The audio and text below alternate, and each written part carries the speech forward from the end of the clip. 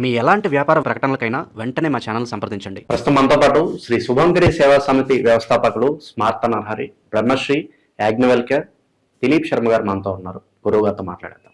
నమస్కారం. గురుగారు, ఓవరాల్ గా 2026లో రోహిణి నక్షత్రంలో జన్మించిన వారి యొక్క స్థితిగతులు ఏ విధంగా ఉండబోతున్నాయి? ఓవరాల్ ఈ కొత్త సంవత్సరం అంతా కూడా వీళ్ళు ఎలాంటి జాగ్రత్తలు దైవస్నారంలో ఉంటే మంచి ఫలితాలు వీళ్ళు పొందే అవకాశం ఉంటుంది? రోహిణి నక్షత్రము వృషభ రాశికి చెందింది. ఈ యొక్క రోహిణి నక్షత్రం యొక్క అక్షరాలు అంటే ఏ అక్షరం వాళ్ళు రోహిణి నక్షత్రం అని మనం గుర్తించటం సులభంగా.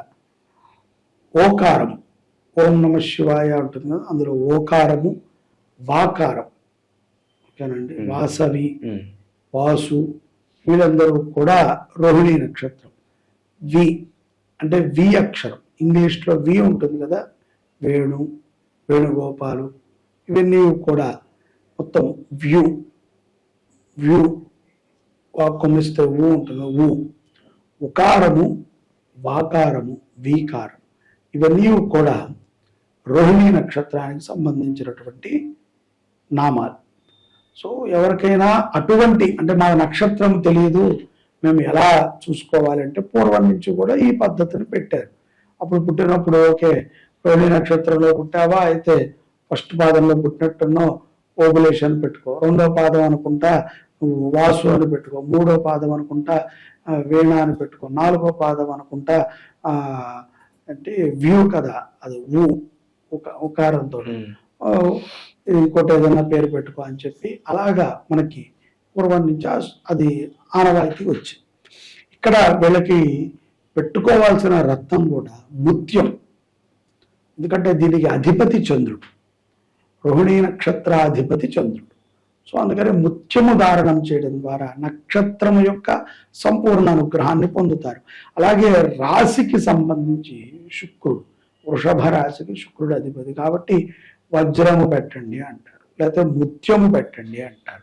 అలాగే వీళ్ళకి కలిసి వచ్చేటువంటిది కూడా ఆల్రెడీ నవగ్రహాలలో చంద్రుడు రెండో వాడు కాబట్టి 2 అనేటువంటి సంఖ్య వీరికి కలిసి వస్తుంది.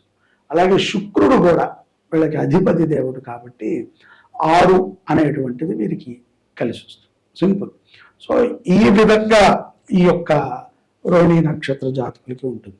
వీళ్ళకి సోమవారం చాలా విశేషమైనటువంటి ఫలితం.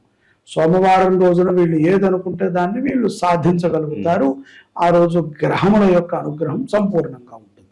అలాగే శుక్రవారం కూడా, సోమ శుక్రవారం ఈ 2 కూడా వీళ్ళకి బాగా కలిసి వచ్చేటువంటి రోజు. వీళ్ళకి ఆదివారం కలిసి రాదు. ఆదివారం రోజున ఏదైనా పని అనుకున్నా అప్పటికప్పుడు ముందుగా ఏదైనా ప్లాన్ చేసుకుంటే అది ఓకే. అప్పటికప్పుడు ఆదివారం పొద్దున్నే లేచి ఎక్కడికో బయటికి వెళ్దాం, లేకపోతే ఈ స్థలం చూద్దాం, ఆ ఇల్లు కొందాం, ఈ కారు కొందాం అని వెళ్తే ఆ రోజు కొంచెం ఫెయిల్యూర్.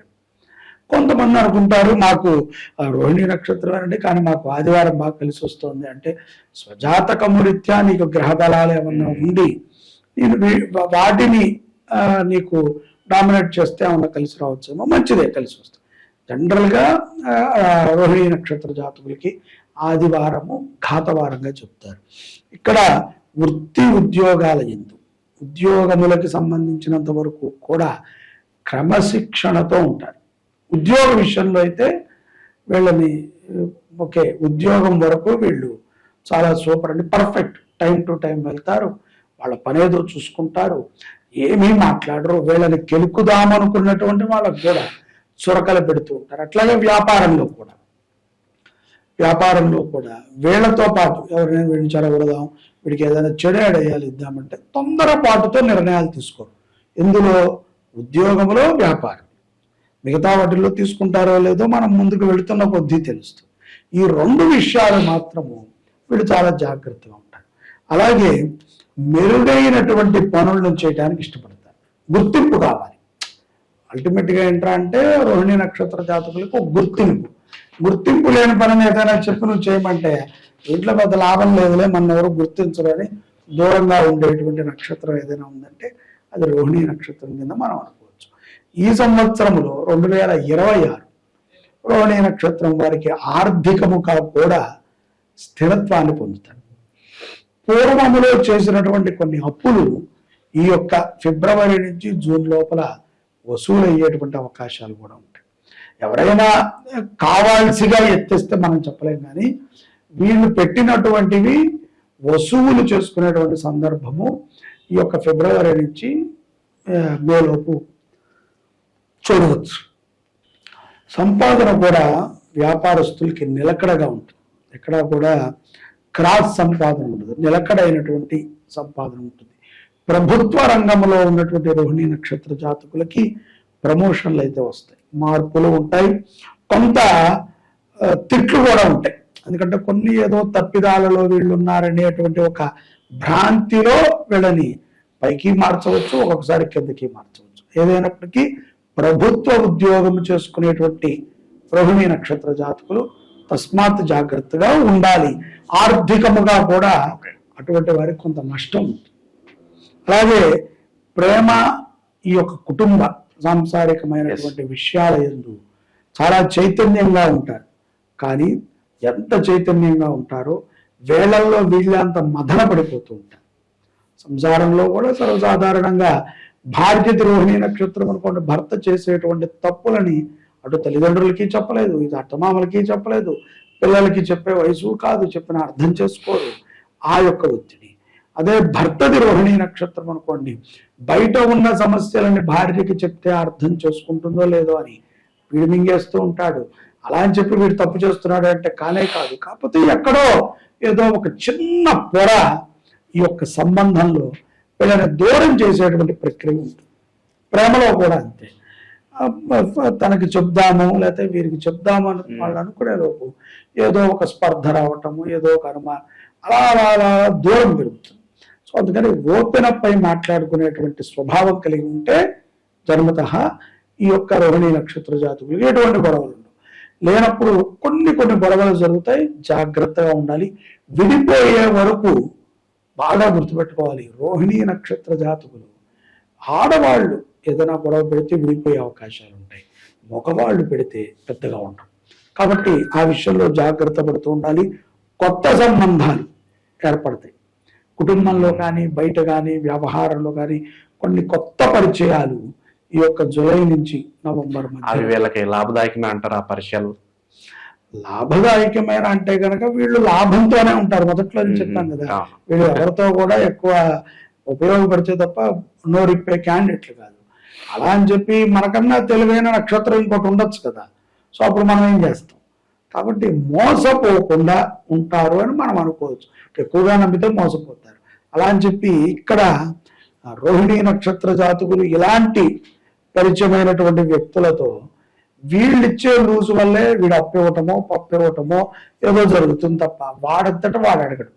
ఇప్పుడు నువ్వు నాకు పరిచయం అయ్యావు, నేను రోహిణి నక్షత్ర జాతకుడిని, నీ కష్టాన్ని నేనే చూసి ఆ దావయ్యామని అవి నువ్వు అప్పులో కష్టంలో ఉన్నావు, అది తీసుకొని నేను ఇస్తే నువ్వు ఎత్తేయచ్చు. నీ అంతటి నువ్వైతే వచ్చి అడగవు. సో అందుకని తస్మాత్ జాగ్రత్తగా ఉండాలి. శరీర ఆరోగ్యం కూడా నక్షత్రాధిపతి కుజుడు అదే చంద్ర ప్రభావం చేత చాలా బాగుంటుంది.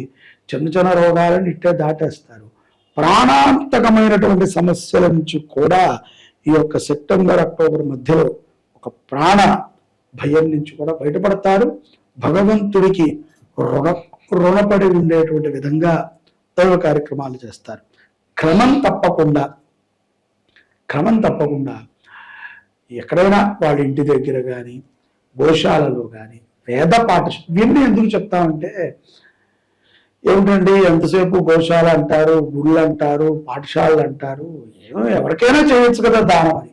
కానీ నువ్వు ఒక ప్రదేశంలో దానం చేసేటప్పుడు ఆ ప్రదేశం యొక్క చైతన్యము కూడా నీ దానానికి కలిసి నీ దానానికి మరింత పుణ్యాన్ని ఇస్తుంది. వేద పాఠశాలలో మంచినీటిని దానం చేస్తే ఎంతో గొప్ప ఫలితం, నువ్వు అది ఊహించలేవు. ఎంతండి ఈ ఫలితము అంటే కనుక అనిర్వచనం. దేనికైనా నువ్వు ప్రమాణం చెప్పవచ్చేమో. ఏదంటే ఒక అణువులో ఇసుక రేణువులో ఉన్నటువంటి అణుమాత్రాన్ని నువ్వు ప్రమాణం చెప్పవచ్చేమో. పుణ్యం ఎంత వస్తుంది అంటే చెప్పలేము.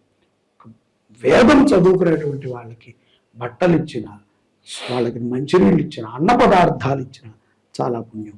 అలాగే గుళ్ళోకి వచ్చిన వాళ్ళు ఎంతో భక్తితో శ్రద్ధతో వాళ్ళకి ఇస్తారు. అటువంటి వాళ్ళు తాగటానికి మనం మంచినీళ్ళు అక్కడ ఏర్పాటు చేయాలి. గోవులు అవి చెప్పగలుగుతాయి చెప్పండి. గోవులు నాకు మంచినీళ్ళు కావాలి, నీళ్లు చల్లగానే ఉండాలి, కొంచెం ఉప్పు వేస్తా, లేకపోతే కొంచెం పుల్లగా ఉన్న నీళ్ళు ఇవ్వు, లేకపోతే ఫిల్టర్ వాటర్ ఇవ్వని అడుగుతాయా? వాటికి నీటి తొట్టెలను ఏర్పాటు చేస్తే అవి తాగగలిగితే, ఆ నీటి తొట్టెలో తలకాయ ఉంచి తాగితే దానికి కారకుడైనటువంటి వాడికి ఎంత పుణ్యం కదండి. అది ఊహించాలి. అది నీకు స్థలం నుంచి అదే ఇప్పుడు నువ్వు ఏదో రోడ్డు మీద చలివేంద్రం పెట్టాం, తిరుగుతున్న వాడికి ఇచ్చావు, సర్లే ఉంది కొంచెం దూరం నడవాలి కాబట్టి ఒక గ్లాస్ నీళ్లు తాగుతాలని బలవంతంగా తాగితాడు, అదే ఉంది. అది నువ్వు కాదు ఇంకోటి చేస్తారు. కానీ నీకు పుణ్యప్రదమైనటువంటి దానాన్ని చేయాలి. నీటి దానము వీళ్ళకి చాలా విశేషమైనటువంటి ఫలితాలను ఇస్తుంది. ముఖ్యంగా సమస్యల నుంచి బయటపడతారు రోహిణి నక్షత్ర జాతకులు. ఈ మార్చి తర్వాత నుంచి సెప్టెంబర్ మధ్యలో కొన్ని సమస్యల్లో ఇరుక్కుంటారు.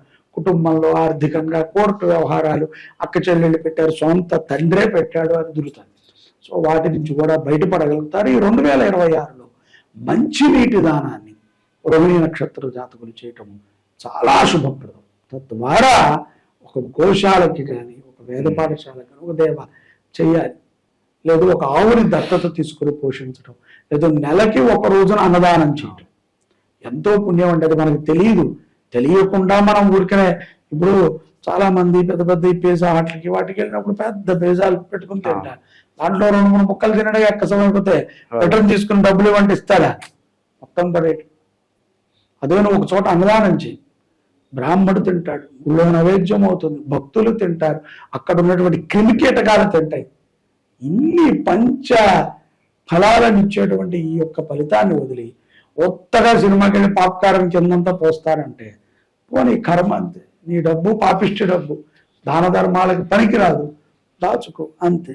కాబట్టి కొత్త ఇళ్లను కూడా కొంటారు ఈ యొక్క సెప్టెంబర్ తర్వాత. వివాహాలకి ఎప్పుడు అనుకూలంగా ఉంది గురుగారు వీళ్ళకి? వివాహ పరంగా కనుక చూసుకుంటే కనుక జూన్ నుంచి సెప్టెంబర్ మాసం మధ్యలో వివాహం కానటువంటి వారికి వివాహం అవుతుంది. స్థిరత్వం అంటే స్థిరత్వ సమయం మాట. ఉద్యోగం లేని వారికి ఉద్యోగం కూడా వస్తుంది. అటు వీళ్ళకి ఈ సంవత్సరము కొంచెం అటు ఇటుగా ఫలితాలు ఉన్నప్పటికీ శుభ పరిణామాలని పరమేశ్వరుడు అందిస్తాడు. ఓవరాల్ గా ఈ నక్షత్రం వాళ్ళకి 2026 ఏ విధంగా ఉంటుంది, ఎలాంటి జాగ్రత్తలు తీసుకోవాలి, అద్భుతంగా వివరించారు. ధన్యవాదాలు. నమస్కారం.